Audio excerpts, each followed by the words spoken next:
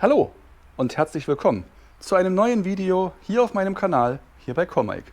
In Kürze werde ich hier in unserem neuen Pool eine Folie einbauen und dann endlich das Wasser einlassen. Vorab war natürlich einiges notwendig. Unter anderem habe ich vor kurzem die Wände verputzt, die Technik installiert, die Elektrik vorbereitet, die Heizung angeschlossen und natürlich die Verrohrung auf den neuesten Stand gebracht. Wenn ihr wissen wollt, was ich getan habe, um den Pool für den Einbau der Folie vorzubereiten, dann bleibt dran, gleich geht's los.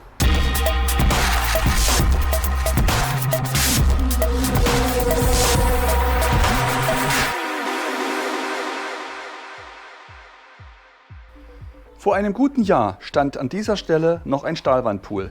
Diesen Stahlwandpool habe ich herausgerissen, alles zurückgebaut und das Ganze durch einen gemauerten Pool ersetzt. In dem letzten Video habt ihr gesehen, wie das Ganze noch im Rohbau aussah. Mittlerweile habe ich die Wände verputzt. Warum? Ganz klar, hier soll eine Folie an die Wand kommen.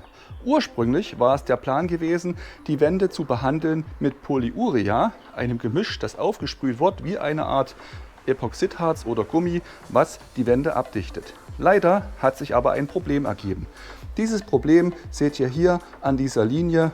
Trotz 30 cm dicker, dreifach bewehrter Bodenplatte ist hier ein Spannungsriss im letzten Sommer entstanden. Dieser Spannungsriss ist statisch nicht weiter problematisch, da habe ich mich gekümmert, aber ich bin der Sache nicht so sicher, ob ich wirklich hier mit einer Beschichtung arbeiten darf. Aus diesem Grund werden wir nun doch eine Folie einbauen.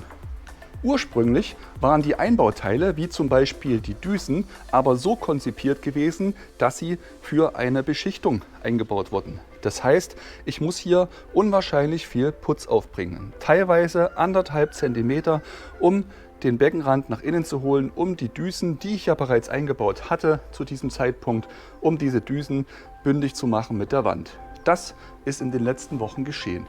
Ihr seht, das Ganze läuft ein wenig zur Mitte hin, kommt ein wenig raus, ein wenig bauchig, aber das stört mich nicht, denn in diesem Zusammenhang schließt dann später die Einlaufdüsenblende bündig mit der Wand ab. Die Folie wird hier eingehangen bzw. eingeschweißt und nur dieser weiße Bereich bleibt über und bleibt zu sehen. Deutlich spannender ist es aber auf dieser Seite, denn hier waren es fast 2 cm, die ich hier aufputzen musste. 2 cm sind eine ganze Menge, ihr seht es hier, wie viel da insgesamt dazu gekommen ist. Beim Putz wurde zunächst die erste Schicht aufgezogen, ein Armierungsgewebe eingespachtelt, am nächsten Tag eine zweite Schicht und danach wurde das Ganze glatt gerieben. Hier war das Ganze natürlich spannend, denn ich wollte nicht mit Putzschienen oder ähnliches arbeiten. Stattdessen wurden Wedi-Platten eingearbeitet. Ihr hört es, dass in diesem Bereich schmale Streifen von Bauplatten, Wedi-Platten eingelassen worden sind, die richtige Tiefe haben. Die wurden zunächst befestigt, anschließend der Putz aufgebracht, abgezogen und mit der zweiten Lage und dem Armierungsgewebe wurde das Ganze bündig glatt gezogen. Die Blende vom Skimmer und dergleichen habe ich bereits eingebaut, damit, wenn die Folie kommt, alle Bauteile vor Ort sind. Das Ganze ist nur handfest, ich möchte einfach, dass später keine Teile fehlen.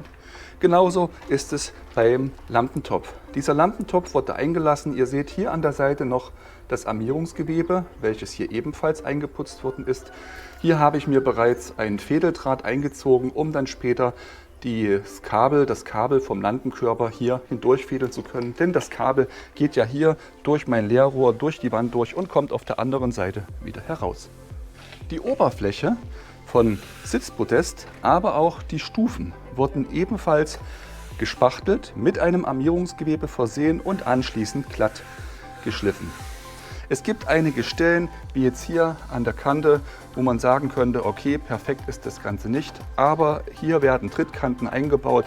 Das sollte später kein Problem mehr sein. Wenn die Folie eingebaut ist, sieht das später kein Mensch mehr. Ihr seht also, im Inneren des Pools ist das Ganze jetzt schon so weit vorbereitet, dass die Folie eingeschweißt werden kann. Ihr seht also, an den Wänden ist einiges passiert. Die Wände wurden vorbereitet, die Folie kann nun eingeschweißt werden. In 2 Wochen ist es soweit. Ich freue mich riesig drüber. Und ihr seht, der Boden ist nass. Was ist passiert? Ganz klar, nicht nur im Pool habe ich die Anschlüsse, die Wände und so weiter vorbereitet, dann auch außerhalb des Pools gab es einiges zu tun. Die Rohre vom Zulauf, die wurden eingeschalt.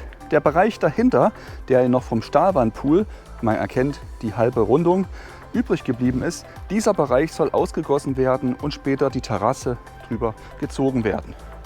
Damit ich das Ganze ausgießen kann und trotzdem meine Rohre frei bleiben, denn eventuell muss ich da ja später noch mal ran, wurde diese Verschalung gesetzt.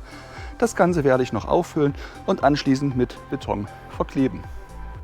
Auch auf der Südostseite ist einiges passiert. In diesem Bereich habe ich ja den Skimmer eingebaut und die Zuläufe, Abläufe für den Pool, aber auch für meine Rasenbewässerungsanlage, die Steuerkabel, Elektrik und dergleichen. Alles, was ins Poolhaus läuft, wurde hier verlegt. Ursprünglich ging die alte Terrasse über diesen Bereich hinweg. Wenn ihr wissen wollt, wie das Ganze vorher aussah, schaut mal oben in die Ecke. Dort verlinke ich euch die Playlist zu diesem kompletten Projekt, was mittlerweile aus über 10 Videos besteht. Im Detail habe ich den Flexschlauch, der aus dem Skimmer kommt, durch mein Leerrohr hindurch geht zur Poolpumpe, nun angeschlossen.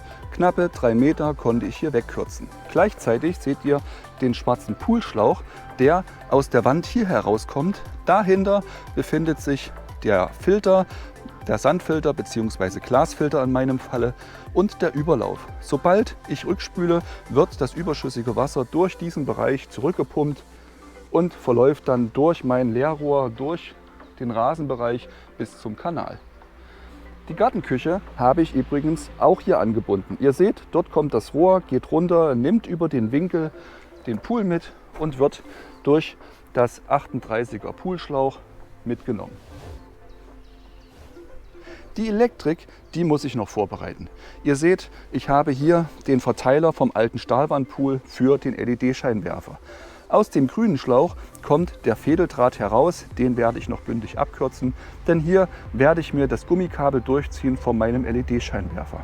Übrigens, den LED-Scheinwerfer, den ursprünglichen, den habe ich nicht mehr. Stattdessen habe ich mir einen neuen gekauft, denn der alte hatte einige unschöne Flecken. Der neue Scheinwerfer ist ein Halogenscheinwerfer. Den werde ich noch umbauen müssen und mit einem RGB-LED-Leuchtmittel ersetzen. Das Ganze wird in Kürze auch in einem Video folgen. Oben rechts findet ihr den Link oder schaut mal unten in das Video hinein. Dort findet ihr die Playlist noch einmal verlinkt.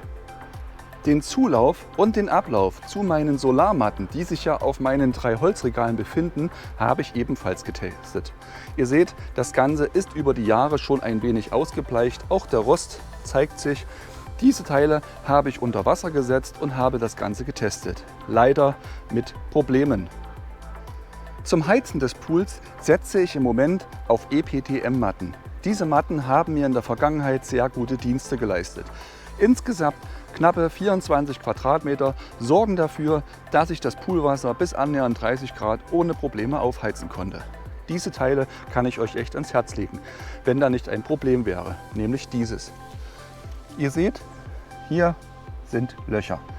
Diese Löcher haben sich über die Jahre in einigen anderen Matten auch ergeben. Ich habe das Ganze hier schon mal auseinandergeschnitten, denn die Marder, die Vögel, die Katzen, was auch immer, lieben es hier hineinzupicken bzw. hineinzubeißen. Wenn ich das Wasser nun aufdrehe, läuft hier ein kleines Rinnsal bzw. auf der anderen Seite eine knapp 1 Meter hohe Fontäne aus den Matten heraus. Diese Fontäne habe ich hier abgeklemmt, indem ich zunächst mit einer Schraube 2 großen Unterlegscheiben das Ganze stillgelegt habe. Ich werde in Kürze hier einen Verbinder setzen. Das Ganze habe ich schon mal an anderen Stellen gemacht. Das entsprechende Video findet ihr oben rechts in der Ecke. Dort könnt ihr sehen, wie ihr diese Matten einfach reparieren könnt, ohne alles ersetzen zu müssen. Ihr seht aber, das Ganze sieht hier deutlich konfuser aus. Teile der Matten sind über die Zeit hinuntergefallen. Seit knapp einem Jahr sind diese Matten nicht in Betrieb und obwohl ich hier Querstreben angebracht habe, um das Ganze zu halten, hat der Wind dafür gesorgt, dass Stück für Stück die Matten sich verschoben haben. Das werde ich natürlich noch in Ordnung bringen, bevor dann hier der Live-Betrieb startet. Ihr seht also, neben meiner Gartenküche, die nun auch langsam Form angenommen hat, geht es am Pool endlich weiter. Ich hoffe, ihr bleibt mir treu und klickt unten auf den Abo-Knopf, um das nächste Video nicht zu verpassen. Was interessiert euch noch? Was soll ich gegebenenfalls noch bringen, bevor die Folie eingebaut wird? Schreibt mir unten in die Kommentare, was euch besonders interessiert, oder gebt mir einfach ein Feedback zu euren Ideen, was meinen Pool betrifft. An dieser Stelle vielen Dank fürs Zuschauen. Wie gesagt, werft einen Blick unten in die Beschreibung, dort gibt es viele weitere Infos. Im Anschluss gibt es noch eine Fotostrecke, schaut die euch unbedingt an, ist wirklich spannend und bis zum nächsten Mal. Macht's gut, ciao!